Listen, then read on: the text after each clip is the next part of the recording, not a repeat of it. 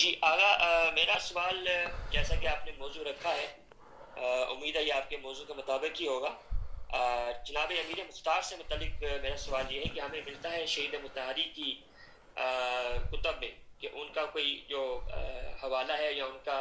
جو نظریہ ہے وہ وہی ہے جو آغا جواد نے پیش کیا ہے۔ میرا سوال یہ ہے کہ شہید مطہری کے علاوہ بھی کچھ علماء ہیں ایسے جو یہ نظریہ رکھتے ہیں آغا مختار سید مختار سے متعلق؟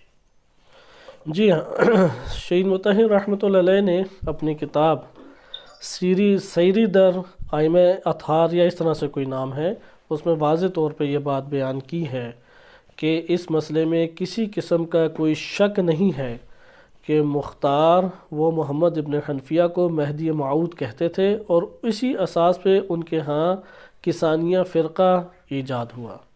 یہ شہید مطہر رحمۃ اللہ علیہ نے لکھا ہے۔ اور اسی طریقے سے قیام مختار کے بارے میں متعدد آراء جو ہیں وہ ہمارے علماء میں موجود ہیں، لہٰذا شہید مطہر رحمۃ اللہ علیہ کے یہ بیانات تو اردو ترجمہ بھی ہوئے ہوئے ہیں، ان کی اردو کتابوں میں بھی آپ کو یہ مل جائیں گے۔ اور بقیہ علماء میں جو نامور علماء ہیں، میں ایسے افراد کا نام نہیں لیتا کہ جو ناشناختہ ہیں یا آشنا نہیں ہے ہمارے دیندار طبقے میں، ان کے نام نہیں لیتے، وإلا محققین ایک بڑی تعداد میں ہیں۔ مثلا جیسے وہ ادھر بہت بڑے مؤرخ جن کے موسوعۃ و تاریخ الاسلامی پہ 8 جلدی کتاب ہے کہ ہمارے پاس وہ یہاں پہ پڑھی ہوئی بھی ہے، آیت اللہ یوسفی ہادی غروی حفظہ اللہ تعالی، بزرگ شخصیت ہیں اور پوری دنیا میں معروف شخصیت ہے۔ وہ واضح طور پہ یہ لکھتے ہیں، فارسی میں انٹرنیٹ کے اوپر سائٹ کے اوپر بھی ان کا یہ مکالمہ موجود ہے کہ قیام جو مختار کا قیام تھا وہ خالص نہیں تھا قیام، وہ اس کی سارے حمد کرتے مدح و ستائش کرتے ہیں۔ شہید مطہر نے یہ مدح و ستائش کی ہے مختار کی اس مسئلے پہ کہ قاتلان امام حسین علیہ السلام سے بدلہ لیا اور سب قاتلان کو واصل جہنم کیا، اس کی تو سب تائید کرتے ہیں، لیکن آگے آ جاتا ہے کہ جو قیام کیا وہ قیام خالصتاً تھا یا خالصتاً نہیں تھا، اس کے اوپر مختلف آراء ہیں، اور اس کی بنیادی وجہ جو ہے وہ علوم کے اختلاف کے ساتھ جائزہ لے رہے ہیں۔ مثلا آپ ایک چیز کو ایک دفعہ علم فقہ کی روشنی میں پڑھتے ہیں، ایک دفعہ آپ ایک چیز کو علم تاریخ کی روشنی میں پڑھتے ہیں، ایک دفعہ علم رجال کی روشنی میں پڑھتے ہیں۔ آپ علم رجال کی روشنی میں پڑھیں تو آیت اللہ خوئی کا آپ بیان پیش کریں گے کہ آیت اللہ خوئی نے کہا ہے کہ کیونکہ علم رجال میں یہ دیکھا جاتا ہے اس راوی سے میں حدیث لے سکتا ہوں یا نہیں، آپ نے علم رجال میں بس یہ دیکھنا ہے، پھر اب آپ اس راوی کے سچے ہونے یا قابل اعتماد ہونے، یعنی وہ جھوٹ نہیں بولتا، اس طرح کے شواہد لانے ہیں یا احادیث لانی ہے تاکہ آپ کے لیے ثابت ہو جائے یہ راوی جو ہے ثقہ ہے،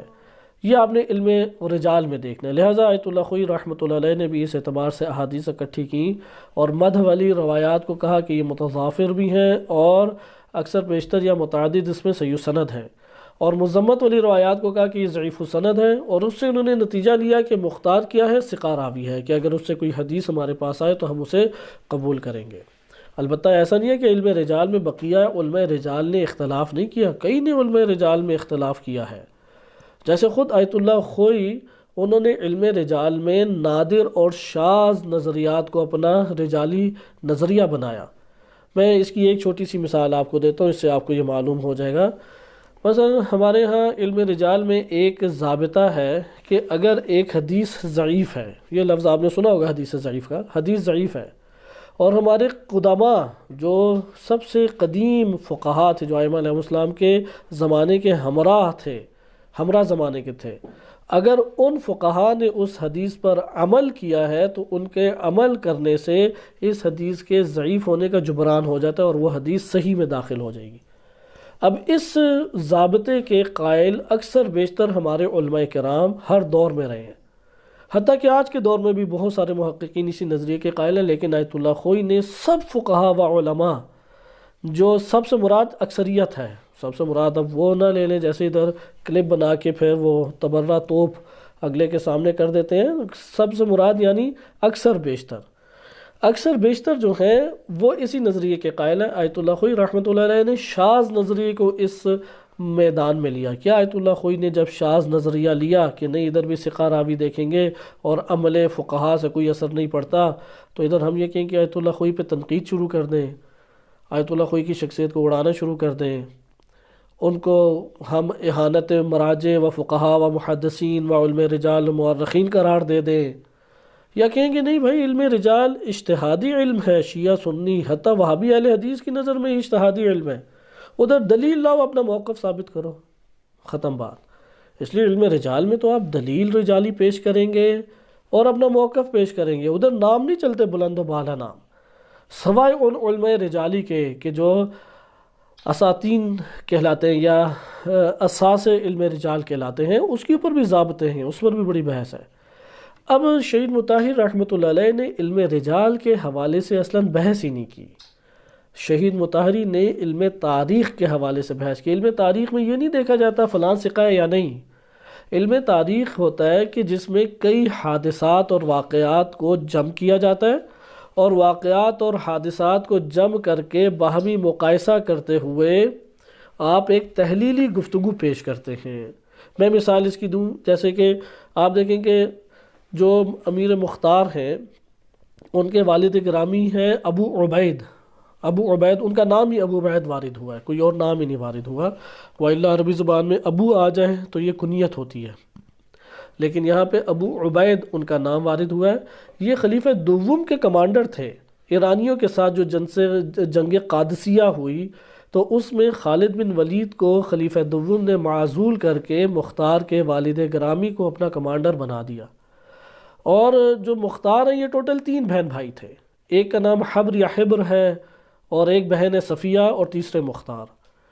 جو حبر ہے یا حبر نام ہے، دیکھنا پڑے گا، یا حبر کوئی بھی اعراب ہو سکتے ہیں، اعراب میں اختلاف کے ساتھ، وہ اپنے والد کے ساتھ معرکۃ الجسر عراق میں ایک جگہ ہے نہر کے پاس، اس نہر کے پاس وہاں پہ ایرانیوں کے ساتھ سخت جنگ ہوئی۔ اس جنگ میں جو فوج کے کمانڈر ان چیف تھے جو حضرت عمر کی طرف سے بنائے گئے تھے، ابو عبید اور مختار ثقفی کے والد گرامی، وہ اپنے بھائی کے بیٹے کے ساتھ حبر کے ساتھ وہاں پہ مارے گئے۔ صفیہ جو ہیں ان کی شادی ہوئی عبداللہ ابن عمر کے ساتھ۔ اب مختار ایک تنہا ہے، مختار کے خاندان کو جب ان کے والد مارے گئے اسی جنگ قادسیہ میں حضرت عمر کی فوج کی کمانڈنگ کرتے ہوئے، تو حضرت عمر اس پورے خاندان کو طائف سے مدینہ میں انہوں نے آباد کیا اور اپنے یعنی مدینہ میں لے آئے، اپنے شہر میں لے آئے۔ ہمارے پاس ایک واقعہ مختار کے بچپنے کا بس ملتا ہے، اور وہ بھی رجال کشی میں ہے، جس کی سند میں 2 جگہ مجہول راوی ہے، ضعیف سند ہے وہ روایت، جس میں امام علی علیہ السلام نے اپنی ران کے اوپر انہیں بٹھایا، 9-10 سال کے یہ بچے تھے، اور کہا کہ یا کیس یہ ہوشیار اور بڑا ذکی بچہ ہے، ہوشیار بچہ، بعض کہتے ہیں کسانیہ اسی سے نکلا ہے۔ اچھا، اب اس واقعے کے علاوہ ہمارے پاس اور کوئی واقعہ نہیں ہے۔ بس آپ نے دیکھا کہ گھرانہ جو تھا حضرت امیر مختار کا وہ حضرت عمر کے خاندان سے وابستہ ہے اور اس دور کے حکمرانوں کے ساتھ وابستہ ہے۔ اب یہ ایک واقعہ ہو گیا، یہ تاریخی واقعات میں جم کر کے آپ کے سامنے بیان کروں تاکہ آپ کو معلوم ہو کہ تاریخ میں ہم تحلیل کیسے کرتے ہیں اور تحلیل کے نتائج کیسے لیتے ہیں۔ یہ آپ نے ایک واقعہ جم کر لیا، ایک اور واقعہ، امام علی علیہ السلام کو جب 35 ہجری میں خلافت ان کو ملی اور 4.25 سال امام علی علیہ السلام اس خلافت کے منصب کے اوپر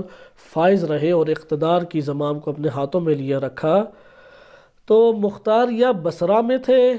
یا کوفہ میں تھے۔ تاریخ ہمیں کہتی ہے کہ وہ بصرہ میں تھے اپنے چچا کے پاس، ان کے چچا تھے سعد بن مسعود ان کے دادا ہیں مختار کے،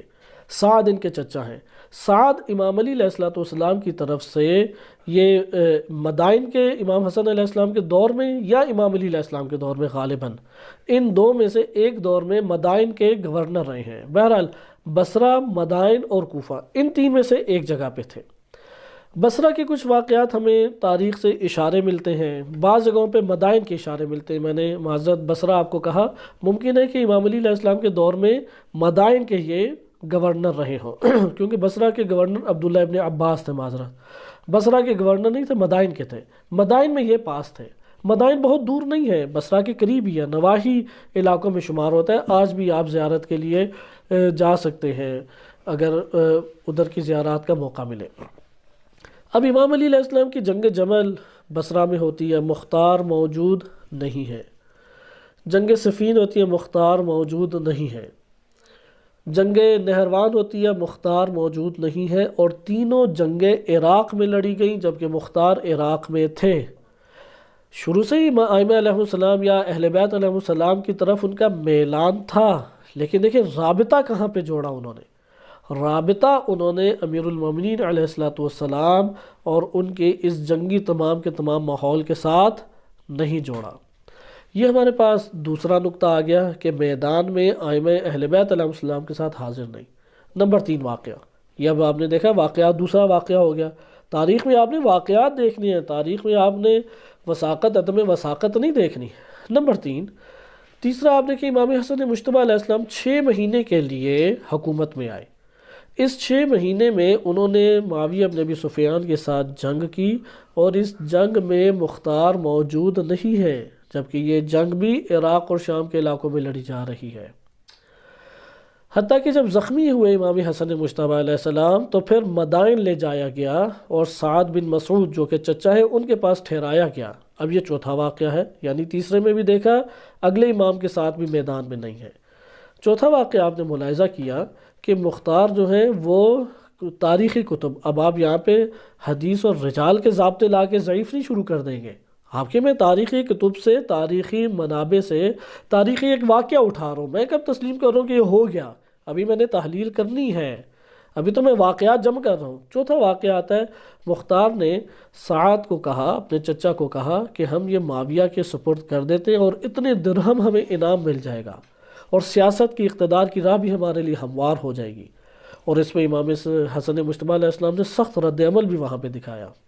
اور ڈر تھا کہ شیعہ قتل کر دے مختار کو۔ یہ وارد ہوا ہے کہ ڈر تھا قتل کر دیں، وہاں پہ ان کے چچا نے شیعوں کے سامنے التماس کی اور ان کے چچا کی وجہ سے مختار کو چھوڑ دیا گیا۔ اب یہ واقعہ تاریخ میں ہے۔ 5واں واقعہ دیکھیں، کربلا آ جاتا ہے۔ کہا جاتا ہے کربلا میں مختار ثقفی کے گھر میں مسلم بن عقیل ٹھہرے، لیکن اس کے بعد نکل گئے۔ دونوں سوال ہیں، کیوں ٹھہرے، کیوں نکلے، لیکن تاریخ خاموش ہے۔ تحلیل کر کے کچھ جواب لے سکتے ہیں۔ بہرحال ایک یہ واقعہ ہمارے پاس ہے کربلا میں۔ اب 6واں نمبر ہمارے پاس واقعات کا آ رہا ہے۔ ادھر آپ اس طور پہ کہیں گے کہ ہاں مسلم بن عقیل جب ٹھہرے ہیں، ولا چند دن ہی ٹھہرے ہوں، لیکن ایک مثبت نقطہ ہے، یعنی تاریخ کا ہم کہیں گے بے شک مثبت نقطہ ہے، کوئی شک نہیں ہے۔ اچھا، اب مختار گرفتار ہو جاتے ہیں، جیل میں جاتے ہیں۔ یہاں پہ بھی حدیثیں ہمارے پاس ضعیف ہیں۔ مختار کے گھر میں مسلم بن عقیل کا آنا، مختار کا جیل میں جانا،